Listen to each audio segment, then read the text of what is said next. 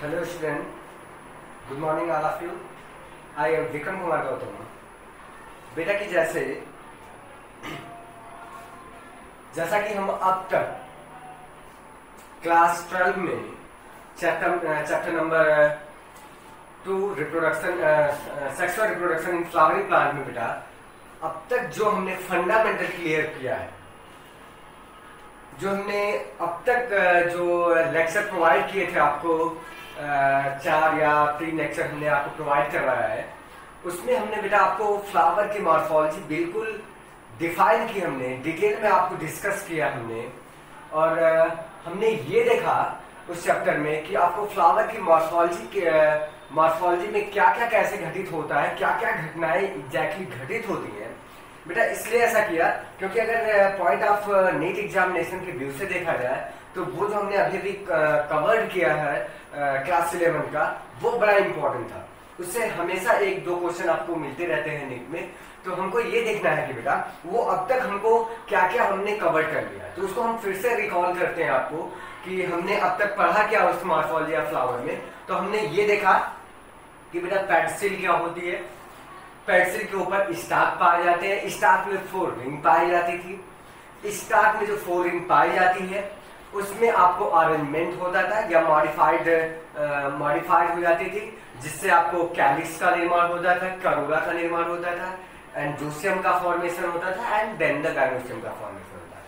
इन 4 रिंगों में हमने ये देखा कि बिल्कुल कैलिक्स कैसा उसका अरेंजमेंट होता है, सेपल्स के अरेंजमेंट कैसे होते हैं, फिर करोला हमने देखा पेटल्स के अरेंजमेंट कैसे होते हैं। तो एनसीईआरटी में बड़ा इंपॉर्टेंट एक पॉइंट उसमें एक और मेंशन किया था कि एस्टिवेशन, तो हमने एस्टिवेशन का भी बड़ा इंपॉर्टेंट रोल उसमें देखा कि एस्टिवेशन किस तरह का फ्लावरिंग का फ्लोरल का होता है, कैलिक्स या करोला का। फिर उसके बाद हमने क्या देखा बेटा कि यदि हमने देखा जाए तो एंड्रोसियम वाले पार्ट पे आया तो हमने देखा एंड्रोसियम का एक जो यूनिट होती थी उसको हम स्टेमेन कहते थे। स्टेमेन में हमने देखा 2 पार्ट होते थे बेटा, आपको एक एंथर होता था, एक फिलामेंट होती थी।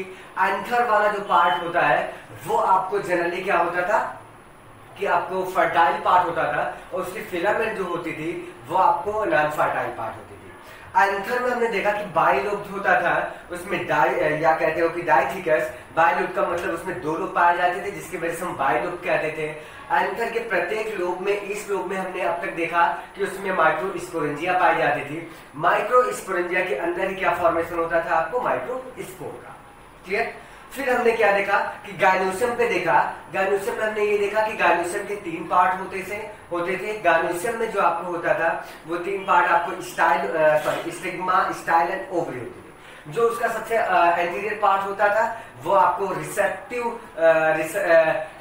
होता था, क्योंकि वो pollen for the pollen grains, receptive for pollen grain, वो एक्सेप्ट करता था पॉलन ग्रेन का, क्योंकि जब भी क्या कहते हैं पॉलन ग्रेन्स का परागकोश से उसका पॉलिनेशन होता है तो आपको रिसीव करने का जो फीमेल वाला पार्ट होता है वो होता है स्टिग्मा। वो हमने देखा था। क्लियर बा। फिर हमने देखा था सिलेंड्रिकल स्ट्रक्चर जो था वो स्टाइल थी, और बेस में क्या था, ओवरी थी। ओवरी के पास आपको क्या पाए जाते थे वो हमने देखा कि ओवरी के पास आपको ओव्यूल्स पाए जाते थे। ओव्यूल्स में आपको क्या होता है कि आपको क्या पाया जाता है, मेगा स्पोर पाया जाता है। ओव्यूल के अंदर ही मेगा स्पोर बनते हैं। फिर हमने ये देखा कि ओवरी या जो स्टेमेन देखा था, स्टेमेन का अरेंजमेंट कैसा था, और ओवरी आपको ओवरी के आधार पे देखा था कि फ्लावर कितने प्रकार के होते हैं, कैसे होते हैं, ओवरी क्या कहते हैं पोजीशन कैसी होती है। तो हमने क्वेश्चन भी आपको दे रखे थे कि ओवरी की पोजीशन अगर इंफीरियर है तो कैसा फ्लावर होगा, यदि पेरी इंफीरियर है तब कैसा फ्लावर होगा, यदि सुपीरियर ओवरी है तो कैसा फ्लावर होगा। क्लियर हो। तो अब तक हमने ब्रॉडर सेक्शन में सब कुछ आपको क्या हुआ है, डिस्कस कर लिया। क्लियर हो गया। अब हम क्या करते हैं, यहां से लेक्चर नंबर जो आपका 5 है उसमें हम एंट्री करते हैं अपने मेन पॉइंट पे, क्लास 12 के। क्लास 12 का जो आपको एनसीईआरटी में लिखा होगा, बड़ी इंपॉर्टेंट पॉइंट आपको डिनोट की गई है बेटा, उसको हम देखते हैं कि एनसीईआरटी में क्लास 12 में आपको क्या क्या चीजें लिखी गई हैं और वो क्या होती है, उसके बियॉन्ड भी हम थोड़ा बहुत जानेंगे। क्योंकि ये ध्यान रखिएगा, क्योंकि हमने क्या पहले बताया कि चाहे वो फ्लावर की मॉर्फोलॉजी वाला हो, फ्लावर सॉरी प्लांट मॉर्फोलॉजी हो, प्लांट एनाटॉमी हो और सेक्सुअल रिप्रोडक्शन इन फ्लावर, ये 3 चैप्टर नीट के अगर लेवल से देखा जाए तो ये एनसीईआरटी के बियॉन्ड अब तक आपको सिलेबस से नहीं गया है। सारे एनसीईआरटी से ही क्वेश्चन बिल्कुल आपको आए थे 100% एनसीईआरटी। तो हम उसमें बियॉन्ड नहीं जाते। अलग से दूसरा जो चैप्टर होते हैं अदर चैप्टर जैसे जेनेटिक्स हुआ, इवोल्यूशन हुए बेटा, इकोलॉजी हुआ या फिर बायोटेक्नोलॉजी हुए, इन सब चैप्टर से या फिर प्लांट किंगडम हुआ जो हमने पढ़ा क्लासिफिकेशंस के बारे में, तो उनमें थोड़ा बहुत आपको एनसीईआरटी के बियॉन्ड जाता है, 10% तक जाता है। तो हम जब वो पढ़ेंगे तो वहां पे क्लियर कर लेंगे कि कौन सा क्वेश्चन कैसे होगा। फिलहाल हमको क्या करना है कि बेटा अपने फोकस करते हैं हमारी जो एनसीईआरटी मेन है उसको हम कवर कर रहे हैं और जैसे जैसे थोड़ा बहुत आता रहेगा वो हम बाहर का बियॉन्ड में आपको लेक्चर में प्रोवाइड करते रहेंगे। क्लियर हुआ? तो हम देखते हैं बेटा कि हर लेक्चर से स्टार्ट करने से पहले हम आपको कुछ ना कुछ क्वेश्चन देते रहते हैं। तो यहाँ पे भी आपको क्वेश्चन आपको देते हैं। ध्यान रखिएगा जब तक हमने क्या कहते हैं मॉर्फोलॉजी जो फ्लावर की पढ़ी उसमें बड़ा इंपॉर्टेंट रोल प्ले किया था कि वो ध्यान रखना है एग्जामिनर का कि एस्टिवेशन पे जाता है और दूसरा आपको हमने बता रखा था प्रेजेंटेशन के बारे में, जो पिछले लेक्चर्स में हमने देखा था प्रेजेंटेशन। तो जो एस्टिवेशन होता है वो एस्टिवेशन पे अगर देखा जाए तो आपको क्या कह सकते हो कि उनमें हमने एस्टिवेशन दिया था। तो आपको मैं क्वेश्चन देना चाहता हूं, उस पर एक क्वेश्चन आपको आज का है कि आपको जो वैक्सिलरी एस्टिवेशन था, वैक्सिलरी ये बता रखा था बेटा आपको कि बड़ा फेमस क्वेश्चन इस पे जाता है, एग्जामिनर का फेवरेट ये है। अब आपको सिर्फ इतना बताना है कि वैक्सिलरी एस्टिवेशन किस में आपको होता है, इसका एग्जांपल आपको लिख भेजना। ठीक है, कमेंट बॉक्स में आप क्या कहते हैं कि इसका एग्जांपल्स आप क्या करिएगा बेटा लिख भेजिएगा। उसके बाद दूसरे क्वेश्चन पे आते हैं हम कि दूसरा क्वेश्चन आपको साफ साफ आपको यहाँ पे देगा प्रेजेंटेशन कल का ही हमने पढ़ा हुआ था। तो ये फिगर आपको देख रहे हो बिल्कुल सामने आपको है, एनसीईआरटी का ही डायग्राम हमने ड्रा किया हुआ है और हमने क्या हुआ था इसको कल लेक्चर में बताया था। तो आपको सिर्फ लिखना है कि ए वाला कैसे प्रेजेंटेशन को आपको क्या करता है डिनोट करता है, बी में कौन सा प्रेजेंटेशन दिखाई दे रहा है, सी वाले स्ट्रक्चर में आपको कौन सा प्रेजेंटेशन है, डी वाले में कौन सा प्रेजेंटेशन है एंड ई वाले में। तो आप क्या करिएगा, आपको फिगर बनाना नहीं है, सिर्फ ए के सामने लिख दीजिएगा कौन सा प्रेजेंटेशन है, मैं समझ जाऊंगा कि ये वाला ये सेगमेंट्स आपको याद रहे A B C and D और ई। इसके प्रेजेंटेशन के आपको नाम बताने हैं कि आपको इसके प्रेजेंटेशन के नाम क्या है। अब देन क्या करते हैं कि हम एग्जैक्टली अपने पॉइंट पे चलते हैं कि अपन अपने लेक्चर पे चलते हैं कि बेटा आपको पढ़ना क्या है कि एनसीईआरटी में क्या कहता है, इसके अलावा एनसीईआरटी में क्या क्या घटनाएं लिखी हुई है वो क्या कहना चाहता है। तो ध्यान रखिएगा बड़ी इंपॉर्टेंट एनसीईआरटी क्लास 12 की पहली लाइन जो लिखा हुआ है वो बड़ी इंपॉर्टेंट है। आपको ध्यान रखिएगा पहली लाइन हम उसकी आपको क्लियर करना चाहते हैं और थोड़ा बहुत लेक्चर उसी पे आपका होगा। पहली लाइन लिखा are we not lucky that plant reproduce sexually. कह रहा है कि क्या हम सौभाग्य है कि प्लांट जो होते हैं वो सेक्सुअल रिप्रोडक्शन करते हैं। एग्जैक्टली आपको ध्यान रखिएगा ये क्वेश्चन आपसे कर रहा है एनसीईआरटी, तो ध्यान रखिएगा उसमें क्या करना कि एग्जैक्टली अगर कहा जाए इसका सीक्वेंस क्या है एनसीईआरटी में बड़ी इंटरेस्टिंग पॉइंट आपको लिखा हुआ है कि वो कहना चाहता है क्या हम लकी हैं कि प्लांट जो होते हैं वो सेक्सुअली टाइप का रिप्रोडक्शन करते हैं। तो आप कहोगे कि प्लांट का और हमसे रिलेशन क्या है, तो बेटा यहाँ पे आपको ये एनसीईआरटी कहना चाहती है बड़ी इंपॉर्टेंट आपको इंटरेस्टिंग पॉइंट लिखा हुआ है जो थियरी में लिखा हुआ है। उसने कहा है कि यदि हम अपनी लैंग्वेज में समझे तो हम एग्जैक्टली हमारे सौभाग्य की बात है कि प्लांट जो होते हैं वो बेटा सेक्सुअल रिप्रोडक्शन करते हैं। एक पॉइंट अगर देखा जाए तो सेक्सुअल रिप्रोडक्शन के दौरान हमको प्लांट में क्या देखने को मिलता है, फ्लावर। अगर हम देखा जाए तो वंडरफुल जो अर्थ आपको दिखाई देती है जनरली अगर कहा जाए तो उसमें मैक्सिमम आपको एक्चुअली नेचर में प्रकृति में अगर देखा जाए तो बड़ी इंपॉर्टेंट रोल होता है किसका, आपको फ्लावर का। जैसे सपोज किया जाए तो ऑथेंटिक रूप से या फिर आपको क्या कह सकते हो क्या कहते हैं कमर्शियल रूप से बहुत सारे फ्लावर क्या करते हैं हमारे लिए बड़े क्या होते हैं यूजफुल होते हैं। जैसे ऑथेंटिक का मतलब ये कह रहा है कि यदि कहा जाए कि जो फ्लावर होते हैं जो बेटा कलरफुल फ्लावर होते हैं, यदि हम थोड़ा सा स्ट्रेस कंडीशन में या किसी बगीचे में हम घूमने चले गए तो वहां पे सुंदर सुंदर हवा चलती है और फ्लावर कई टाइप से कलरफुल फ्लावर अगर हो तो हमारा जो फीलिंग होती है वो आपको क्या होती है, जो यहाँ हमारा कंडीशन होता है वो थोड़ा सा अच्छा फील करते हैं। तो इस रूप से फ्लावर हमको क्या कहते हैं फैक्ट करते हैं। दूसरी पॉइंट आपको ये भी है कि ध्यान रखेगा कि जैसे हम क्या करते हैं कि कभी कभी आपको सपोज दैट करोगे, क्यों ऐसा है कि जब हम किसी फंक्शन में जाते हैं तो हम क्या करते हैं, अपने रिप्रेजेंट करने के लिए हम गुलदस्ता ले जाते हैं फूलों का, उनको भेंट में देते हैं। देखा है बहुत सारे मूवी में देखे हो कि जब भी कोई पार्टी अटेंड कर रहा है, जा रहा है, तो फूलों का गुलदस्ता ले जाता है। बेटा वो एक्चुअली क्या है, अपनी एक्सप्रेशन को, खुशी को क्या करते हैं, रिप्रेजेंट के लिए फ्लावर की जरूरत पड़ती है। फिर यदि हम कहा जाए, यदि हम कहीं पूजा कर रहे हैं या मंदिरों में पूजा करते हैं तो देखते हैं बहुत ढेर सारे फ्लावर वहां पे चढ़ाए गए होंगे, फ्लावर लेके जाते हैं। तो सपोज दैट कहीं ना कहीं रूप से हमारे इस लाइफ में क्या होता है, फ्लावर बड़ा इंपॉर्टेंट रोल प्ले करता है। तो कंडीशन ही रहा। फिर यदि देखा जाए तो फ्लावर में क्या होती है, स्मेल आपको बहुत सुगंध, अच्छे अच्छे फ्लावर अलग अलग देते हैं, तो हम उससे एक्सप्रेस होते हैं कि आपको कैसी कंडीशन होती है। तो जनरली अगर कहा जाए तो जो एनसीईआरटी का पहला चैप्टर में आपको वो मेंशन किया था, वो एग्जैक्टली इसी पे फोकस कर रहा है। ठीक है, तो सारी चीजें आपको एनसीईआरटी पढ़ लीजिएगा बेटा, मैं लैंग्वेज में आपको सिर्फ समझा रहा हूँ। आपको जो सारी चीजें एनसीईआरटी में आप घर पे पढ़िए, जहां पे ज्यादा रिक्वायरमेंट होगी, आपको जरूरत, वो जो बेस्ट आपको है वो मैं आपको क्लियर करता रहूंगा।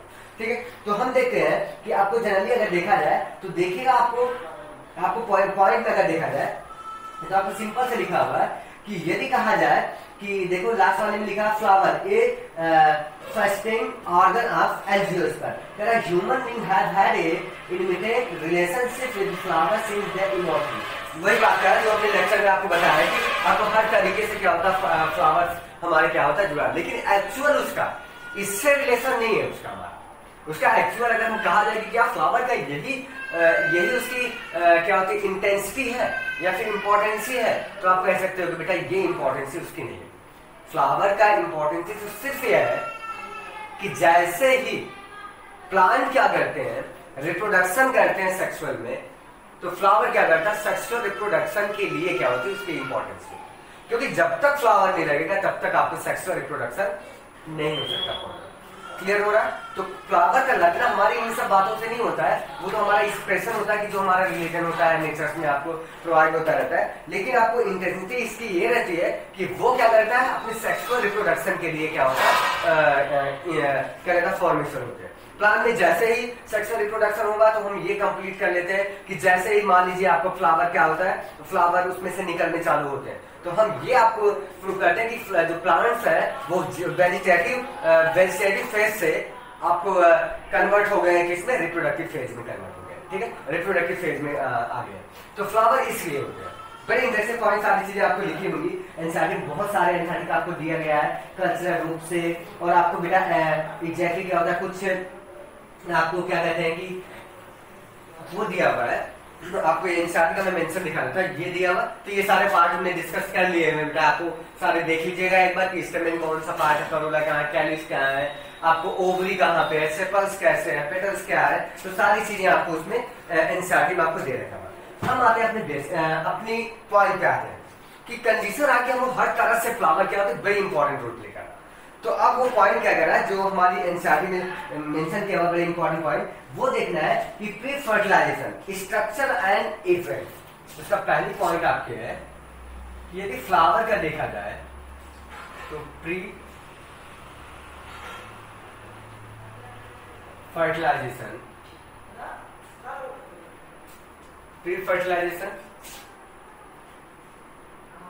आपको पढ़ना क्या पॉइंट, आपको स्ट्रक्चर्स एंड इवेंट्स, स्ट्रक्चर्स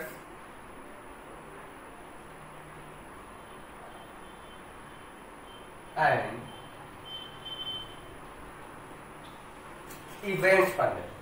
आज का लेक्चर बहुत ज्यादा बड़ा नहीं होगा, खाली ध्यान से सुनिएगा, बड़ी इंपॉर्टेंट पॉइंट है, वो सारे आप पढ़ चुके। मॉर्फोलॉजी के दौरान ही हमने बहुत सारी चीजें डिस्कस कर दी। मॉर्फोलॉजी क्लियर होगी तो ये भी क्लियर हो जाएगा आपको। तो ये देखते हैं कि बेटा आपको की पॉइंट कि आपको इसमें क्या लिखा हुआ है, कि कह रहा है कि आपको एनसीईआरटी में लिखा कि preferred much before the actual flower is seen on the plant, the decision that the plant is growing in the flower has taken place. Several hormone and structural changes are initiated, which lead a differentiation and further develop of the floral primordia. Inflorescences are formed which bear the flowering buds and then the flower. in the flower of male and female reproductive structures. The androecium and the gynoecium differentiated and developed. You have recollect that the androecium consists of the roll of stamen representing the male reproductive organ and the gynoecium represent the female reproductive organ. ये point आपको बड़ी important role play कर रही है कि ये कहना क्या चाहता है, एनसीईआरटी में जो मेंशन किया हुआ है आपका वो देखते हैं बेटा कि एनसीईआरटी में जो मेंशन किया हुआ है वो पॉइंट हम पढ़ते, सॉरी कुछ मिस्टेक हो गई है बेटा। तो अब आपको कंडीशन क्या देखने की, इसमें कंडीशन इसमें ये देखना है कि क्या कह रहा है पहली लाइन उसके स्ट्रक्चर में। यदि हम फ्लावर को देखते हैं, किसी पौधे में फ्लावर लगते हुए देखते हैं, तो हमको ये देखना है कि उसका रिप्रेजेंट कैसे कर सकते हैं। वो फ्लावर डिसाइड करता है कि कब उसको फ्लावरिंग करती है, क्योंकि उस पर क्या होता है बेटा हार्मोन्स का एंड क्या कहते हैं उसके हार्मोन्स का और इन्वायरमेंट का क्या होता है बड़ा इंपॉर्टेंट इफेक्ट पड़ता है जब वो आपको क्या होता है फ्लावरिंग होती है उसमें। तो कंडीशन आपको ये देखना मिलता है कि यदि फ्लावर डिसाइड करता रहता है, वो आपको जैसे ही फ्लावर लगा तो कुछ उसमें इंपॉर्टेंट रोल प्ले करते हैं हार्मोन। ध्यान रखिएगा, हार्मोन्स होता है, हार्मोन जो होते हैं वो एग्जैक्टली क्या होता है, जनरली जिसे प्लांट हार्मोन्स कह सकते हो। तो प्लांट फिजियोलॉजी में आपको ये चैप्टर दिया गया होगा कि उसका बड़ा इंपॉर्टेंट रोल प्ले होता है कि जो आपको क्या कहता है फ्लावरिंग जैसे ही होती है तो उसमें इंपॉर्टेंट रोल प्ले करते हैं हम, जिसकी वजह से वो फ्लावर आता है और सेक्सुअल रिप्रोडक्शन की क्या होती है स्टार्ट होते हैं। तो उसमें ये देखने को मिलता है। अब वो क्या कह रहा है कि यदि देखा जाए कि इस जब फ्लावरिंग होती है तो उसमें सेक्सुअल रिप्रोडक्शन के लिए हार्मोन्स एंड क्या होता है लाइट का भी और हमारे इन्वायरमेंट का क्या होता है इफेक्ट होता है, इफेक्ट करते हैं। और देन क्या होता है जब फ्लावर क्या होता है यदि स्टेम में देखा जाए तो ध्यान रखिएगा फ्लावर को एक पॉइंट हमने बहुत पहले आपको बताया था कि फ्लावर जब हम स्टार्ट किया था मॉर्फोलॉजी तभी आपको एक बात बताया था कि flower is the modified of suit, कि फ्लावर जो होता है एग्जैक्टली वो क्या होता है मॉडिफाइड क्या होता है स्टेम का मॉडिफाइड पार्ट होता है, अर्थात सॉरी लीफ का मॉडिफाइड पार्ट होता है। तो अब ये ध्यान रखो कि वो लीफ कहाँ होती है, स्टेम और रूट में हम अंतर भी बताया कि जहां पे नोड और इंटर नोड प्रेजेंट रहता है वो होती है क्या स्टेम। तो स्टेम आपको जनरली सूट वाला पार्ट अर्थात जमीन के ऊपर वाला जो पार्ट होता है वो सूट होता है, जमीन के नीचे जो आपको रहती है रूट। तो अगेंस्ट द ग्रेविटी जो ऊपर जा रहा है वो सूट होगा और जो ग्रेविटी के क्या होता है अनुरूप जा रहा है वो क्या होती है आपको रूट होती है। तो जो सूट होता है उसी का तो मॉडिफाइड है। अब जहां से नोड से क्या होता है निकलता है क्या आपको कुछ बर्ड निकलते हैं, लीफ निकलती है, लीफ में रूपांतरित हो जाते हैं जब भी निकलता है। लेकिन जब फ्लावरिंग करना होता है तो फ्लावर में आपको वो लाइन में आपको बड़ी इंपॉर्टेंट एक लाइन लिखा हुआ है वो आपको जिसमें क्या कहते हैं इसमें लिखा हुआ है कि आपको लास्ट वाली लाइन देखिएगा कि several hormones and structural changes are in it which has the differentiation and the further development of the floral primordia. कह रहा है कि जब फ्लावर लगना होता है तो हार्मोन्स और क्या होते हैं स्ट्रक्चर उसके चेंजेस हो जाते हैं, हार्मोन्स उस पर प्ले रोल करता है और उसमें लिखा है फ्लोरल प्रीमोर्डिया के बारे में लिखा हुआ है। ये वर्ड आपको याद रखिएगा फ्लोरल प्रीमोर्डिया, फ्लोरल प्रीमोर्डिया ये पॉइंट आपको बड़ी इंपॉर्टेंट है लास्ट लाइन का है कि फ्लोरल प्रीमोर्डिया क्या होता है। फ्लोरल प्रीमोर्डिया से क्या होता है डेवलप होता है एक फ्लावर, ये बर्ड लाइक एक स्ट्रक्चर होता है। स्टेम में क्या होता है जनरली जहां से फ्लावर लगना होगा, जैसे ये मान लीजिए स्टेम है तो यहां से जैसे ही फ्लावर इस जगह से लगना है तो यहां पे बेटा आपको बर्ड लाइक स्ट्रक्चर बनेगा शुरुआत में, या फिर आपको जो शुरुआत में होता है ठीक है प्राइमरी स्टेज में जो होता है जब आपको बर्ड लगती है, बर्ड से ही क्या होते हैं तो वो क्या होता है जनरली वहां से लीफ निकलनी चाहिए लेकिन वो लीफ नहीं निकलती है, लीफ का ही मॉडिफिकेशन है तो सारे फ्लावर में कन्वर्ट हो जाते हैं, पैटसी निकल आती है उस पर फ्लावर निकलते हैं। तो ये देन जब शुरुआत मॉडल होता है तो उसी को कहते हैं बेटा फ्लोरल प्रीमोर्डिया कहलाती है, यही कहलाती है आपको सॉरी इसी को कहते हैं फ्लोरल प्रीमोर्डिया। यही आपका क्या होता है फ्लोरल प्रीमोर्डिया होता है। अब आपको क्या करना है कि फ्लोरल प्रीमोर्डिया जो होगा वहां से मॉडिफाइड होगा और क्या होता है रूपांतरित हो जाता है किसमें आपको किसमें रूपांतरित हो जाएगा बेटा आपको फ्लावर में। कंडीशन आपको ये देखनी है। फिर कह रहा है कि यदि देखा जाए जब फ्लावर का विकास हो जाता है तो हमको ये समझना है कि आपको फ्लावर की हमने सारी मार्फोलॉजी पढ़ी हुई है, तो फ्लावर में आपको स्ट्रक्चर जब चेंज होते हैं तो उसमें आपको क्या मिलता है कि आपको देखेंगे कि उसमें स्टेमेन जनरली आपको सिर्फ लिखा हुआ कैलिस मिलता है, करोला मिलता है, एंड्यूसियम मिलता है, गार्निशियम। तो वो डायरेक्टली क्या हुआ एंड्यूसियम और गार्निशियम का कि उनमें आपको दो बड़े इंपॉर्टेंट आपको स्ट्रक्चर मिलते हैं जो कि आपको क्या होते हैं सेक्सुअल रिप्रोडक्शन में भाग करते हैं, क्योंकि वो एक्सेसरी रिंग नहीं होते, एसेंशियल रिंग होते हैं। अर्थात कह सकते हो जैसे हमने बताया था कैलिस और करोला को हम क्या कहते हैं एक्सेसरी रिंग होती है, वो आपको डायरेक्टली पार्टिसिपेट नहीं करती है सेक्सुअल रिप्रोडक्शन में। लेकिन जो एंड्यूसियम और गायनोसियम होता है वो इसेंशियल रिंग होती है, उसके फ्लावर के इसेंशियल रिंग माने जाते हैं और वो क्या होते हैं डायरेक्टली पार्टिसिपेट करते हैं इन सेक्सुअल रिप्रोडक्शन। वो सेक्सुअल रिप्रोडक्शन में आपको क्या होते हैं डायरेक्ट आपको क्या होता है रिलेशन रखते हैं या फिर पार्टिसिपेशन करते हैं, तो वो आपको देखने को मिलता है। तो यही क्या है कि जो एंड्यूसियम होगा, ध्यान रखिएगा, जो एंड्यूसियम होता है वो आपको क्या होगा किसको रिप्रेजेंट करता है बेटा, तो आपको वो हम पढ़े हुए androecium is the represent the male reproductive organs of the flower and the garnusium is the female reproductive organ of the flower। ये पहले से लेक्चर में हमने कंटिन्यू किया, वही एनसीईआरटी में आपको लिखा हुआ है, एनसीईआरटी पढ़ेंगे तो आपको मिल जाएगा वही चीज लिखा हुआ है। अब हम उसके आगे क्या करते हैं, ये पहली पॉइंट उसके एनसीईआरटी समझ में आई। अब उसके क्या करना है इवेंट्स के बारे में हम थोड़ा सा समझते हैं कि यदि कहा जाए तो हमको एक एक पार्ट को आपको डिटेल में देखना है। वहां पे मॉर्फोलॉजी में हम थोड़ा देखे थे स्टेमेन क्या था, क्या कहते हैं आपको पिस्टिल क्या था, यहाँ पे आपको एनसीईआरटी के अकॉर्डिंग चले तो आपको देखना पड़ेगा, आपको क्या होगा स्टेमेन देखना है, माइक्रोस्पोरेंजियम देखना है एंड क्या देखना है बेटा पॉलन ग्रेन देखना है। क्लियर है? 3 पॉइंट आपको आज का क्लियर करना है कि आपको क्या कह रहा है, आपको सॉरी क्या क्या देखना है, मेल रिप्रोडक्टिव ऑर्गन वाला पार्ट देखना है स्टेमेन, फिर आपको लिखा हुआ है क्या माइक्रोस्पोरेंजियम,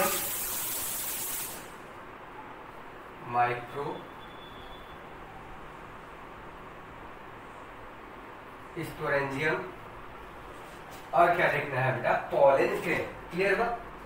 आपको लिखा हुआ है एनसीईआरटी में पॉलन ग्रेन के बारे में, इसको डिटेल हम देखते हैं। बड़ी इंपॉर्टेंट है, ध्यान से सुनिएगा, सब जानते हैं, सब हमने कुछ न कुछ आपको टर्मिनोलॉजी जो यूज की थी इसीलिए किया था कि यहाँ पे आपको पकड़ में आए, आपको हद तक आपका सारा कार्य जो हो जाए वो सिंप्लीफाई हो जाए। तो ये चीजें आपको यहाँ से स्टार्ट करनी।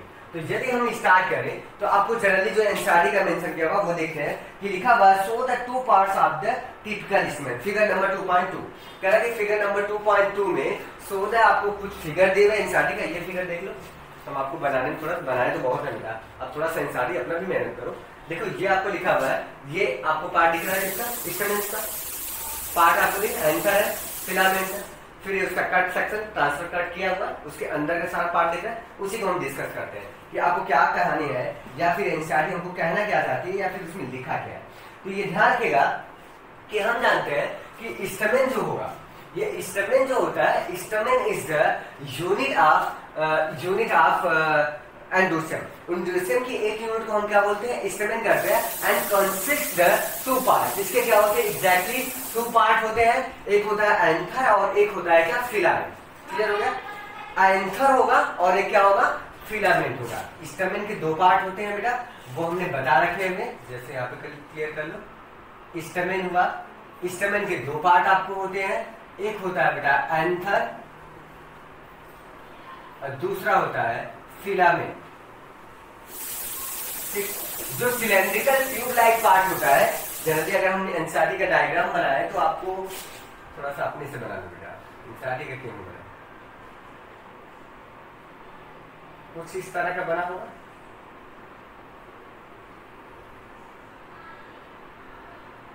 ये फूला हुआ भाग दिया होगा बेटा, थोड़ा सा ये स्टाक लगा होगा थैलमस पे, क्योंकि थैलमस से ही तो सटा होगा, याद रहेगा, क्योंकि थैलमस से ही रिंग तो सारी निकल रही है, जो थैलमस वाला पार्ट था पेरिफेरल का ऊपर के बाद।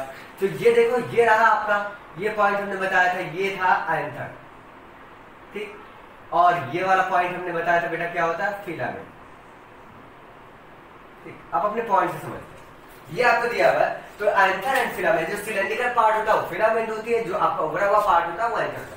अब ध्यान रखिएगा जो एंथर होगा, जनरली अगर कहा जाए जो एंथर होता है वो आपको जनरली क्या होता है बेटा बाइलोब्ड होता है एंड डाइटिकल। ठीक है, एंथर की बात कर रहे हैं। एंथर जो होगा वो क्या होता है, बाइलोब्ड,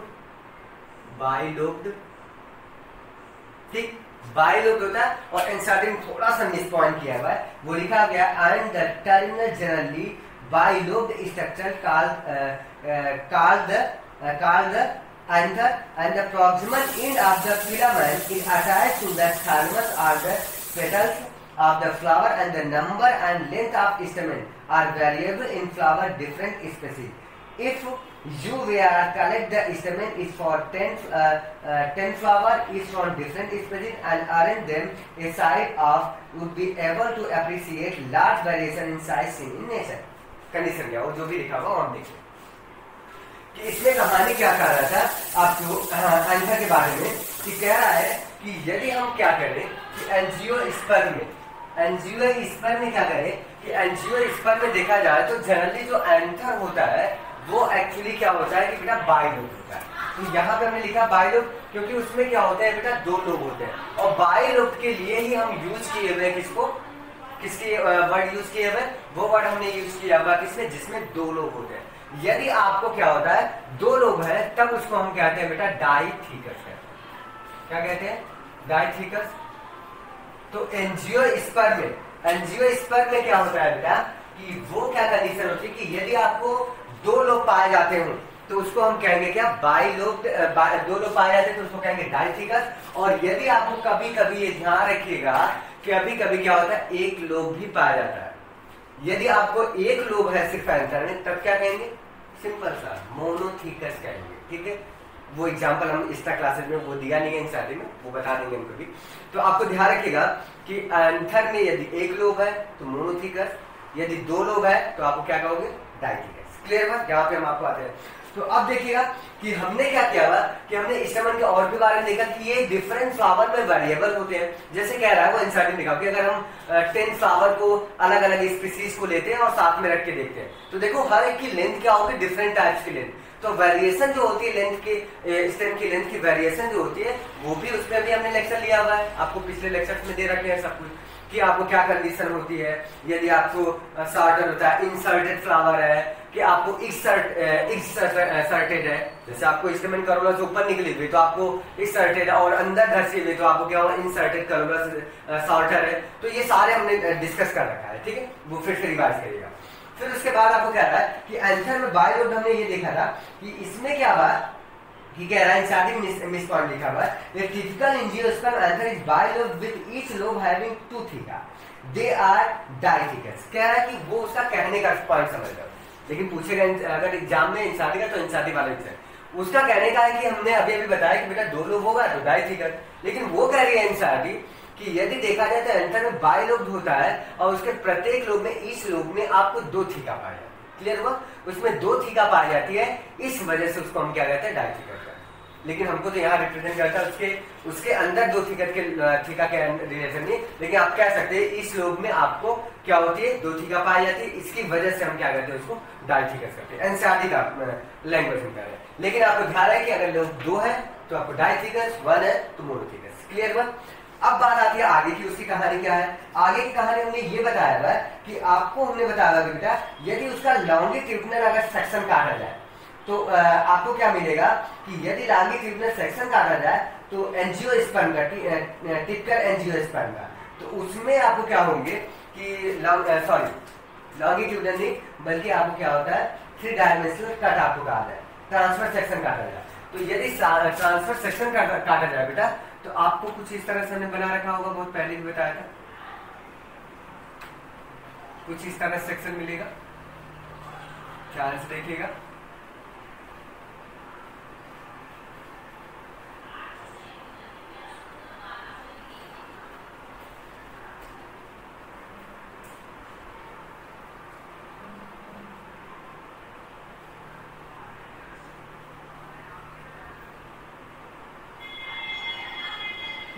कुछ इस तरह से स्ट्रक्चर आपको देखने को मिलता है। तो उसमें हमने सारी चीजें आपको बता रखी है कि वो कैसे कैसे आपको बनता है।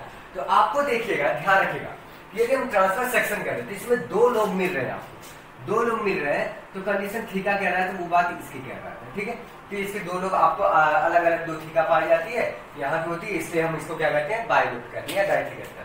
क्लियरली आपको ये ध्यान रखना है कि जैसे ही हम जब इसका एंथर का स्ट्रक्चर सेक्शन कट करते हैं तो उसमें आपको क्या मिलता है कि आपको दो लोग में, इस लोग में आपको दो आपको सर्कुलर आपको स्पेस मिलता है। ये वाला पॉइंट आपको दिख रहे हो, इसको कहते हैं माइक्रो स्पोरेंजियम कहते हैं। ध्यान रखिए माइक्रो स्पोरेंजियम यहाँ पे लिखा हुआ था, आपको स्टेटमेंट में तो हमने देख लिया। माइक्रो स्पोरेंजियम का मतलब ये स्पोरेंजिया, कभी कभी हमने लिखा रहता है माइक्रो स्पोरेंजिया। अगर माइक्रो स्पोरेंजिया होगा तो वो आपको फ्लेवर नंबर में है, अगर माइक्रो स्पोरेंजियम का है तो आपको एक की बात कर रहा है, तो आप इसको लिख सकते हो माइक्रो स्पोरेंजियम, माइक्रो स्पोरेंजियम, ठीक, माइक्रो स्पोरेंजियम। अब देखो एक लोब में आपको जनरली क्या मिला कि आपको दो माइक्रो स्पोरेंजियम मिली, देखिए एक लोग इधर का ले लो, मान लीजिए या इधर का ले लो, ये दो लोग में ये आपको मिल गया माइक्रो स्पोरेंजियम। माइक्रो स्पोरेंजियम एक ऐसा स्थान होता है जहां पे आपको क्या होती है बेटा, माइक्रो स्पोर का फॉर्मेशन होता है। ध्यान रखिएगा, micro sporangium contain the micro spore, या फिर कह सकते हो माइक्रो स्पोरेंजिया जो होते हैं वो क्या होते हैं, जनरली आपको क्या होते हैं, वो माइक्रो स्पोरेंजिया ही, शुरुआत में माइक्रो स्पोरेंजिया बोलेंगे, लेकिन जब माइक्रो स्पोरेंजिया ही क्या करते हैं बेटा, ये फर्दर आपको क्या होता है, डिवाइड होते हैं और ग्रोथ कर जाते हैं, तब इनको हम बोलते हैं पॉलन सैक बोलते हैं, पॉलन सैक।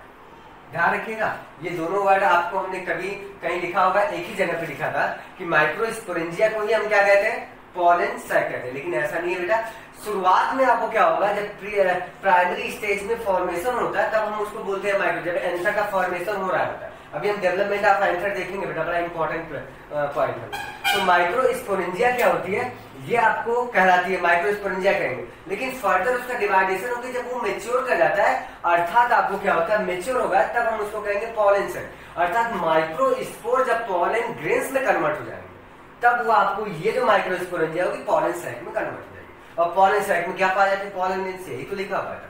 तो कंडीशन साफ साफ आपको क्लियर रहे लेक्चर कि आपको शुरुआती स्टेज में जब डेवलपमेंट करते हैं तो आपको जो आपको स्टेज में होता है तब उसको माइक्रो स्पोरेंजिया कहते हैं, लेकिन फर्दर डिवाइडेशन के बाद वो मेच्योर होती जाती है, जब मेच्योर हो जाता है बेटा तब उसके कहते हैं पॉलन सैक। और माइक्रो स्पोरेंजिया के अंदर ये आपको क्या होते हैं, माइक्रो स्पोर आपको बनता है। माइक्रो स्पोर कैसे है, क्योंकि उसके अंदर माइक्रो स्पोर मदर सेल होती है। क्लियर है, माइक्रो स्पोर मदर सेल होती है, और माइक्रो स्पोर मदर सेल से ही क्या होता है, माइक्रो स्पोर मदर सेल से ही आपको पॉलन ग्रेन्स का निर्माण होता है। वो हम देखेंगे, माइक्रोस्पोरोजेनेसिस पढ़ेंगे बेटा, चैप्टर में माइक्रोस्पोरोजेनेसिस है। लेकिन हम यहाँ पे आपको क्या करेंगे, आपको ये डिवाइड करना है कि आपको अब आपको देखना है ये डेवलपमेंट थोड़ा सा एंथर का देखते हैं, या स्ट्रक्चर आपको दिया आपके एनसीईआरटी में जो दिया हुआ है वो दिया हुआ है स्ट्रक्चर ऑफ माइक्रो स्पोरेंजियम। एक माइक्रो स्पोरेंजियम का स्ट्रक्चर क्या होता है, और हम अपने पॉइंट ऑफ व्यू से देखेंगे। यहाँ पे थोड़ा सा एनसीईआरटी की भी आ जाएंगे बेटा, ताकि आपको क्लियरली समझ में आ जाए। तो हम देखते हैं कि अपनी पॉइंट को स्टार्ट करते हैं।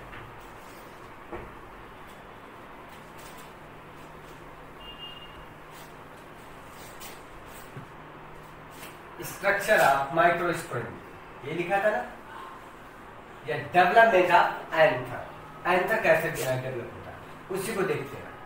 ठीक, हम पहले ये लिख लें,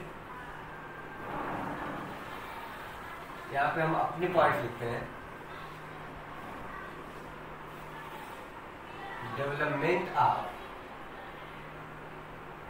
एंथर। कभी कभी इससे क्वेश्चन आते हैं, तो ये हम एक कहानी की तरह लेते हैं कि माइक्रो स्पोरेंजियम कैसे बनती है, या माइक्रो स्पोरेंजियम क्या क्या होता है। एनसीईआरटी अगर देखा जाए तो सिंपल से लिखा हुआ है, in a transverse section a typical microsporangium appears near the circular in outline. It is generally surrounded by the four wall layer and epidermis, endothelium, middle layer and the tectum. The outer three wall layer are perform the function of the protection and help in the dehiscence of the anther of bridge of pollen. ये सारे cover हो जाएंगे इसी के दौरान cover होगा।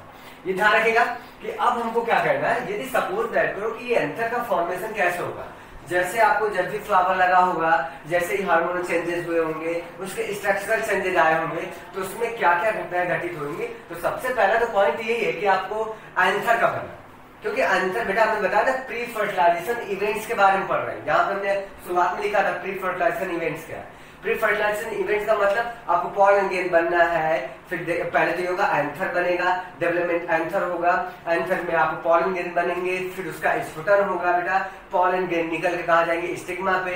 इस process को क्या कहते हैं पहुंचने की, हम ट्रांसफर को कहते हैं पॉलिनेशन, देखेंगे अभी पॉलिनेशन का।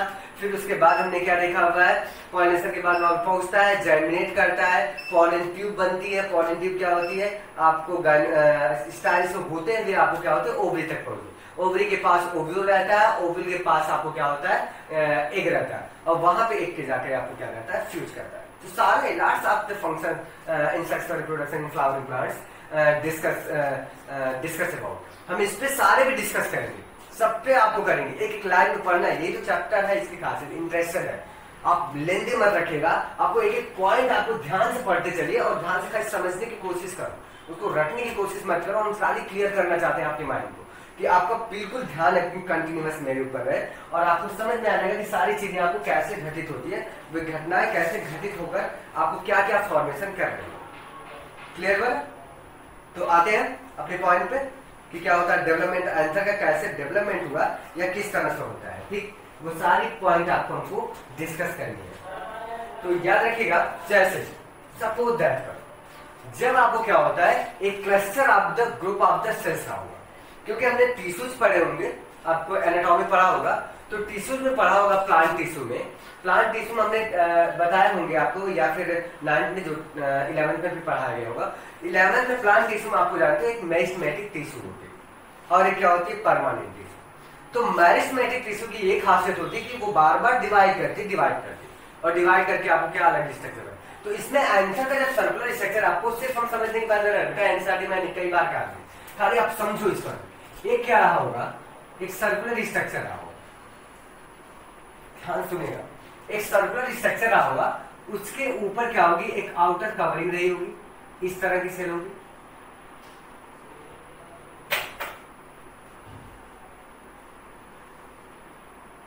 इस तरह सेलों की क्या होती है आउटर कवरिंग रही होगी। ठीक है, सब में न्यूक्लियस रहा होगा, एक ध्यान रखिएगा। इस आउटर कवरिंग की जो सेल थी इसको हम बेटा कहते हैं एपिडर्मिस। क्या कहते हैं? एपिडर्मिस।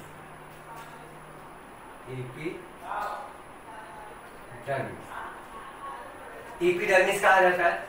इसके अंदर ढेर सारी कोशिकाएं और भी रहेंगी सेल, इस तरह से आप सपोज देखकर ढेर सारी सेलों को हमने मिला, ये सारी सेल रही होंगी और ढेर सारी सेल रही होंगी। इन सारी सेलों को हम कहते हैं बेटा मेरिस्टेमेटिक सेल्स होती है। ये जो सेल्स आपको दिख रही हैं, ये सारी सेल्स मेरिस्टेमेटिक सेल्स होंगी। ठीक, ढेर सारे बंच ऑफ क्लस्टर रहा होगा, ग्रुप ऑफ सेल होगा। तो ये मेरिस्टेमेटिक सेल को कवर्ड कौन कर रही है? एपिडर्मिस की एक सेल है, लेयर कवरिंग है, आउटर कवरिंग बनी हुई, तो आउटर कवरिंग एपिडर्मिस का है। अब ये क्या करेगी बेटा, जैसे जैसे आगे की तरफ बढ़ेगी इसका स्ट्रक्चरल चेंजेस होगा, तो इसके क्या होंगे, इसका आकार आपको थोड़ा सा टेट्रा एंगल हो जाएगा, 4 कॉर्नर आपको फॉर्म हो जाएगा इस तरह। ठीक, इसके 4 कॉर्नर बन जाएंगे और वो एपिडर्मिस हमेशा रहेगी, ध्यान रखिएगा, ये एपिडर्मिस हमेशा रहेगी। फिर ये एपिडर्मिस बना दो आपको, समझिएगा, बड़ा इंटरेस्टिंग पॉइंट है कि आपको क्लियर हो जाएगा कि ये एंथर कैसे विकास किया था। ठीक, ये समझ में आया। ऊपर फिर आपको मिली कौन सी? एपिडर्मिस, ये एपिडर्मिस। इसके अंदर ध्यान रखिएगा, जो क्लस्टर ऑफ सेल्स थी, जैसे मॉडिफिकेशन हुआ उसका 4 कॉर्नर बने, तो उसके कॉर्नर में आपको ये ध्यान रखना है, इसका शेप आपको चेंज हो गया, सर्कुलर था, अब आपको क्या होता है 4 कॉर्नर टेट्रा एंगल से बन गया, आपको टेट्रा एंगल बन गया, 4 एंगल आपको कोने कोने पे आपको दिखा देंगे। तो ये ध्यान रखिएगा, ये सेल भी आपको क्या होती है निरंतर क्या होती है डिवाइड करती रहती है, आपको इनमें माइटोसिस डिवीजन होता रहता है क्योंकि नंबर्स बढ़ते रहते हैं, इनमें नंबर्स के साथ साथ बढ़ते बढ़ते, तो इनमें ध्यान रखना है कि जैसा हमने कहा था ये सेल आपको पहले से थी, ये नंबर्स आपको ढेर सारी सेलें बढ़ रही थी, ये सारी मेरिस्टेमेटिक सेल थी। सपोज दैट करो, आपको सिर्फ क्लियर करना चाहता हूँ, ये ढेर सारी सेल थी, इसको कवर करें, खाली आपको एंगल बदल दिया। ये सारी सेल थी, इनमें से ध्यान रखिएगा कि इनमें से कुछ सेल जो कॉर्नर पे रहने वाली सेल थी, जो कॉर्नर पे 4 कॉर्नर, पहला दूसरा तीसरा और चौथा 4 कॉर्नर है, उस चारों कॉर्नर पे कुछ सेल जो होती है बेटा मॉडिफाइड हो जाती है। ध्यान रखिएगा, कुछ सेल मॉडिफाइड होकर, ये ध्यान रखो, खाली कॉर्नर वाली बात कर रहा हूं मैं, कुछ सेल मॉडिफाइड होकर आपको थोड़ा सा अलग सेल की तरह बता दो, ये ऐसे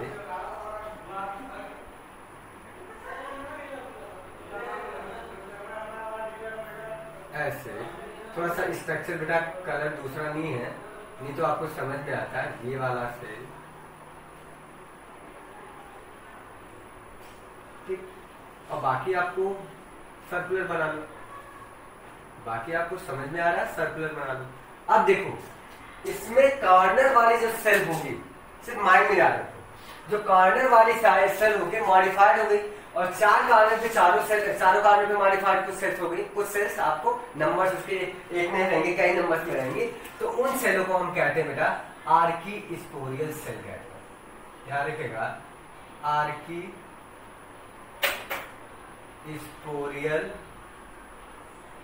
सेल कहते हैं। क्या कहते हैं उसको?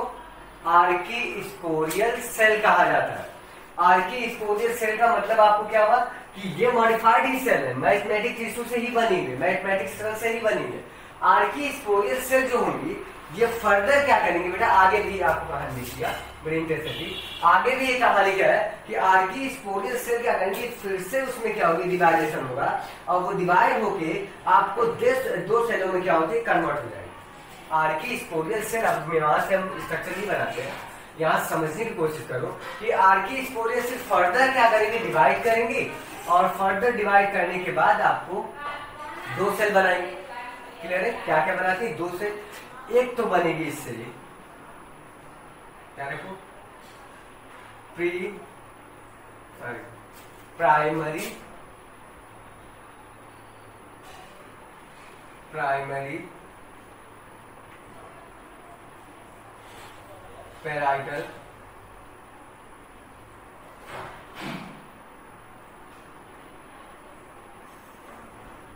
Primary parietal cell. क्या रखिएगा, आर्कीस्पोरियल सेल क्या होगी, फिर डिवाइड होगी, फर्दर उसका डिवीजन होगा, और वो 2 टाइप्स की सेल बनेंगी उसमें, एक प्राइमरी पेराइटल सेल, जिसको ब्रैकेट में कभी कभी आपको लिखा जाता है PPC, प्राइमरी पेराइटल सेल, और दूसरी जो बनेगी, आप यहाँ पे ध्यान रखिएगा, दूसरी जो बनेगी उसको कहेंगे primary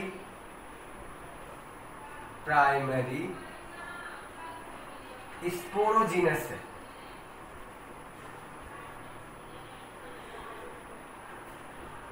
primary sporogenous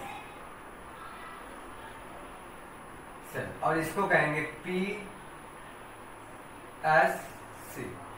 primary sporogenous cell. Clear है? 2 सेल आपको डिवाइडेशन बनी। अब क्या होगा कि प्राइमरी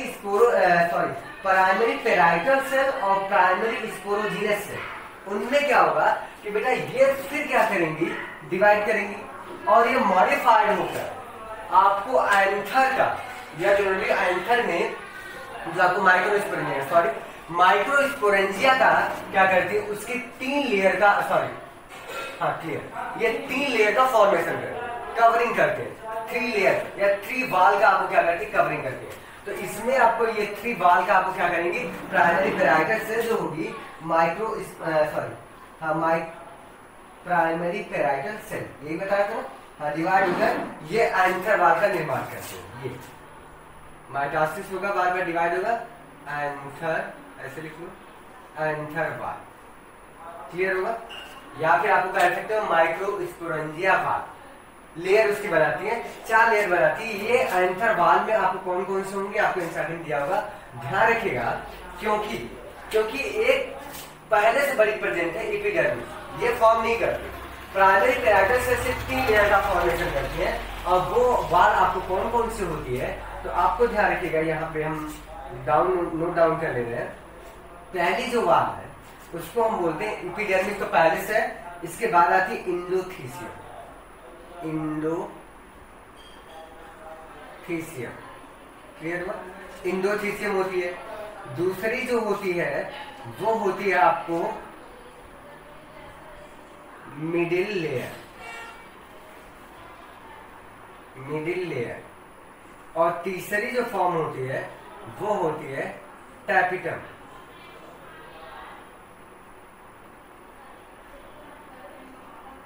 टैपिटम, ठीक है। कौन सी लेयर आपको है बेटा? टैपिटम। टैपिटम।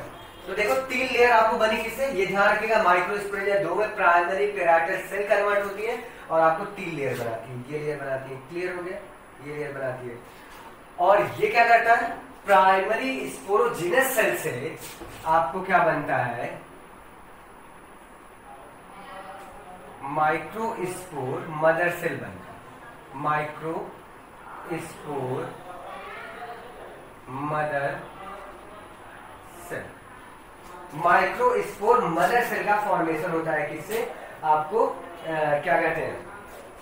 इससे, प्राइमरी स्पोरोजिनस सेल से। और ये माइक्रोस्पोर मदर सेल से ही क्या बनता है बेटा? आपको याद रहे, माइक्रोस्पोर बनता है। ठीक, पहले से बताया। अब देखो यही तो आपका आंसर के अंदर बनता है। ठीक, क्लियर हुआ? और हमको माइक्रोस्पोर मदर सेल को याद रखो कि MMC भी कहीं कहीं लिखा रहता है, तो आपको डाउट मत करिएगा। माइक्रोस्पोर मदर सेल, तो ये नोट डाउन कर लीजिएगा, बड़ा इंपॉर्टेंट, क्योंकि अलग से हम और एक चार्ट बनाया हुआ है बेटा, उस चार्ट को हम फॉलो करेंगे ताकि आपको क्लियर रहे। तो इस तरह की वाल आपको मिलती है। तो अब आपको क्या करना है? इस वाल का अध्ययन करना, बड़ी इंपॉर्टेंट पॉइंट है कि एंथर में, माइक्रोस्पोरेंजिया में, एंथर का डेवलपमेंट में, माइक्रोस्पोरेंजिया में आपको क्या होता है? स्ट्रक्चर देखा जाए, जब डेवलपमेंट होता है तो उसमें शुरुआत में वो एक क्लस्टर ऑफ सेल्स होता है, मेरिस्टेमेटिक सेल्स होती है, उसके ऊपर आउटर कवरिंग होती है जिसको हम कहते हैं क्या? एपिडर्मिस कहते हैं। उसके अंदर की सेल हमेशा कन्वर्ट होती है, उसका शेप चेंज होता है, टेट्राएंगल बनता है। हर 4 कॉर्नर पे, प्रत्येक कॉर्नर पे क्या होती है? जो सेल होती है वो मॉडिफाइड होगी, कुछ सेल आपको निर्माण करती है किसका? आपको आर्की स्पोरियल सेल का। आर्की स्पोरियल सेल फर्दर डिवाइडेशन करती है, माइटोसिस में भाग लेती है और वो बनाती है 2 नई सेल, जिसका नाम होता है आपको क्या? प्राइमरी पेराइटल सेल होता है और primary sporogenous cell. Primary parietal cells क्या होती है? वो आपको क्या होता है? डिवाइडेशन के दौरान आपको एंथर वाल या माइक्रोस्पोरेंजियम की लेयर का फॉर्मेशन करती है। वो माइक्रोस्पोरेंजिया कौन कौन सी लेयर का फॉर्मेशन करती है? तो बेटा इंडोथीसियम, आपको दूसरा मिडिल लेयर, एंड थर्ड आपको लास्ट होगा तीसरी लेयर का, जिसको कहते हैं टेपिटम। अर्थात एंथर में अगर कुल मिला के लेयर का बात किया जाए तो कितनी लेयर होती है? 4 लेयर होती है। एंथर की बात कर रहे हैं एंथर में, तो आपको पहली लेयर है, यहाँ पे नोट कर लो, पहली लेयर पहले से प्रेजेंट थी, एपिडर्मिस। एपिडर्मिस, ठीक। दूसरी लेयर कौन सी मिली उसके नीचे? इंडोथीसियम। इंडोथीसियम। कभी कभी नीट में भी पूछा गया क्वेश्चन है कि आपको ये बता दो कि प्राइमरी पेराइटल सेल से कितनी लेयर का फॉर्मेशन होता है। एंथर में कितनी वाल होती है? तो आप बताओगे 4। एंथर में 4 वाल होती है, लेकिन उसमें आपको 3 जो होती है प्राइमरी पेराइटल सेल करती है और एक जो होती है पैरेलल। तो ये भी कभी पूछा था कि कौन शुरुआत से ही कौन सी बात क्या होती है? जन्म से ही प्रेजेंट होती है, तो वो आपको होती है कौन? एपिडर्मिस। तो हमने देखा एपिडर्मिस, इंडोथीसियम, तीसरी आपको मिडिल लेयर, और लास्ट बेटा होगा चौथी वाल, सबसे इनर मोस्ट वाल होगी, वो होगी टैपिटम। टैपिटम। तो कितने वाला? सबसे आउटर मोस्ट लेयर कौन होगी? एपिडर्मिस। उसके नीचे कौन होगी? एंडोथीसियम। उसके नीचे कौन होगी? Middle layer. उसके नीचे कौन होगी? टैपिटम। तो कभी कभी क्या होता है उसका सीक्वेंस याद करो। अगर हम क्या कहते हैं एंथर की वाल का सीक्वेंस पूछे आउटर टू इनर, तब आप इस तरह से बनाओगे, एपिडर्मिस, इंडोथीसियम, फिर मिडिल लेयर, फिर उसके बाद आपको क्या होगा? टैपिटम होगी। लेकिन अगर उसका सीक्वेंस हम पूछे क्या इनर से आउटर पूछे, तब आप बताओगे क्या? टैपिटम, फिर मिडिल लेयर, फिर इंडोथीसियम, फिर आपको क्या होता है? एपिडर्मिस। तो ये सीक्वेंस आपको याद रहे, कभी भी पूछ सकता है एग्जाम में, आपको बड़ा इंपॉर्टेंट क्योंकि पूछा गया, इसलिए हम आपको रिकॉल करके बता दूं कि आपको एक्सपर्ट रहो, आपको सारे क्वेश्चन कहीं से भी पूछे आपको सॉल्व होने चाहिए। क्लियर बात? तो अब ये आपको रही कहानी। इसमें से कहानी क्या होती है? जो 3 लेयर होती है, हमने जो बताया था ऊपर की 3 layer, endothecium, sorry middle layer, epidermis, endothecium और मिडिल लेयर।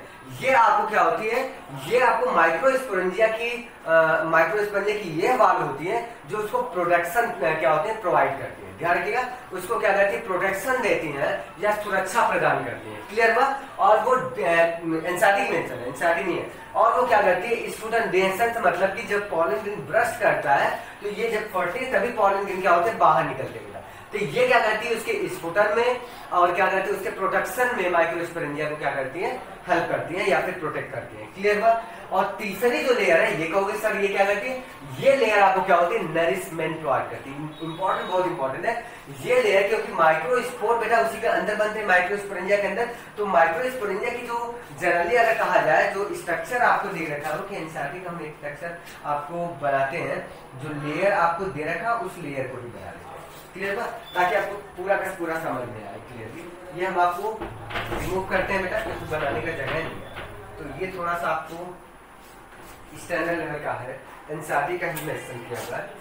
आप एनसीईआरटी में देख लो, ऐसे बनाया होगा, ठीक, कॉर्नर पे सारे ऐसे बनाए होंगे, 4 कॉर्नर लिया होगा, ठीक। अब देखो इसमें क्या हुआ, ऐसे लेयर का कुछ जिक्र किया हुआ।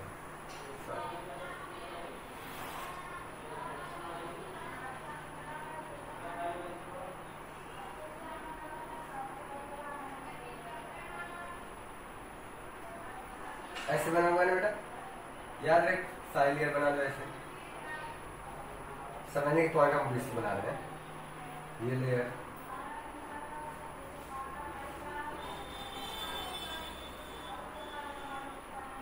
ये देखिए, क्लियर हो?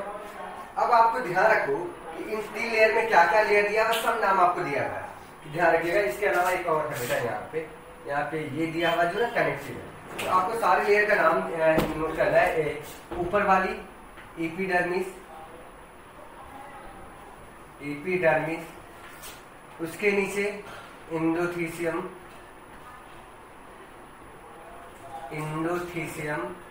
उसके नीचे मिडिल लेयर, और लास्ट में बेटा ये जो आपको दिख रहा है, जो माइक्रोस्पोरेंजिया को कवर किया था, ये लास्ट वाला देख रहे हो ना, जो माइक्रोस्पोरेंजिया को कवर किया हुआ है वो है आपको टैपिटम। ये बात है, ये देखिए, ये आपको है टैपिटम, और ये क्या है, माइक्रोस्पोरेंजिया। ये देख रहे हो यहाँ पे, ये जो आपको है ये है माइक्रोस्पोरेंजिया, माइक्रोस्पोरेंजिया।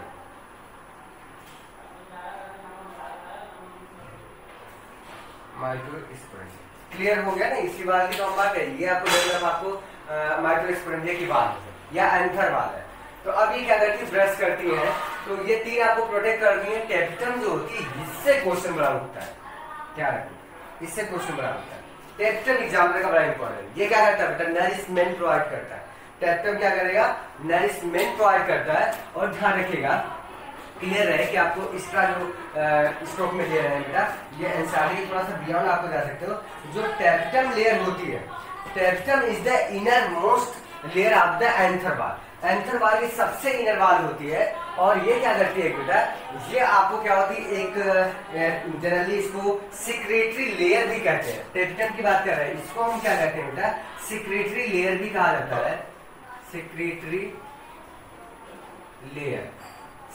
लेयर करता है, क्योंकि ये आपको एक केमिकल्स का सिक्रेशन करती है, और उस केमिकल्स का नाम आपको बड़ा इंपॉर्टेंट करता है, बड़ा इंपॉर्टेंट रोल करता है। वो आपको क्या करती है, वो आपको सिक्रेशन करती है टैपिटम, जो सिक्रेटरी लेयर का, सॉरी हाँ क्या करती है, सॉरी उस केमिकल का नाम है बेटा स्पोरोपोलिनिन केमिकल। इसका सिक्रेशन करते हैं स्पोरो, नोट डाउन कर लीजिएगा, स्पोरोपोलिनिन केमिकल होता है।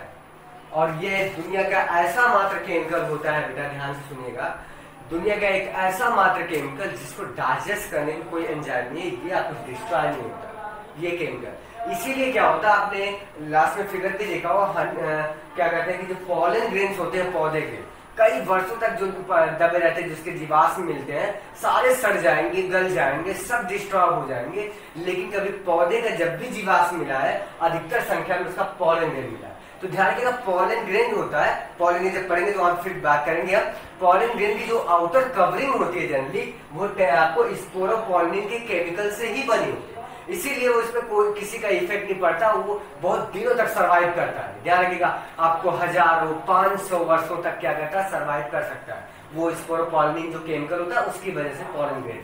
तो ये रहा, वो सिक्रेशन करती है, उसको नरिशमेंट प्रोवाइड करती है, जिसको आप यूबिस बॉडी कहते हैं। ये ध्यान कि यूबिस बॉडी में ही स्पोरोपोलिन केमिकल होता है, ये यूबिस बॉडी। कभी कभी पूछ लेता है जिप्मर, यूबिस बॉडीज क्या होती है। यूबिस बॉडी का सिक्रेशन कौन करती है, टैपिटम। यूबिस बॉडी में क्या भरा रहता है बेटा, स्पोरोपोलिन नाम का केमिकल। क्लियर है वो, उसका थोड़ा सा हमने और भी उसकी इंपॉर्टेंस ही जिक्र करनी। अब इसके बाद क्या करना है कि टैपिटम जो होता है, एक और एंकर क्या होता है कि फॉर्मेशन करती है, क्या करते हैं, सिक्रेशन करती है, उसका नाम है बेटा पॉलन किक। ये भी पूछा जाता है एंथ में, जिग्मर में नहीं होता है, ये बड़ी एग्जाम। पॉलन किक, अब कहोगे पॉलन किक क्या होता है। पॉलन किट में आपको भरा रहता है केमिकल्स, उस केमिकल को कहते हैं फैट लाइक केमिकल पाया जाता है। कैसा होता है बेटा, वो फैट लाइक केमिकल होता है, फैट लाइक केमिकल। तो क्लियर हुआ यहाँ तक। आपको याद रखना सबसे इंपॉर्टेंट है क्या बोलते हैं, टैपिटम लेयर। और थोड़ा सा इंपॉर्टेंस इसकी और देखा जाए, अगर एनसीईआरटी के और अंदर जाए ताकि हमको समझ में आए, तो बेटा क्या होता है जब ये मेच्योर हो जाता है ना, तो ये माइक्रोस्पोरेंजिया को हमने बताया था, ये आपको माइक्रोस्पोरेंजिया है।